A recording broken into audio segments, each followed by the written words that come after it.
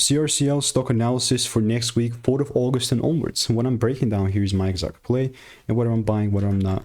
And who am I? Well, no one else in this stock trading space has a freaking 44,000 video track record and 5 years of experience every single day of the freaking last 5 years. And genuinely speaking with CRCL, all I'm looking to do is just double down, buy more if I could, right? So how's that going to look like? Well, it's all about being patient and waiting for rules. In trading, there's two games. There is getting inside a trade game and there's managing the trade game. And recently, I mean, not recently, I'm looking to buy only if there is a shift here and a double break. So how is this going to look like?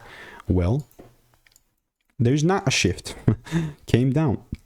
Understandable, because we're just close to the demand zone. We grab a lot of liquidity. But unless I see this shift, bro, I'm not going to buy.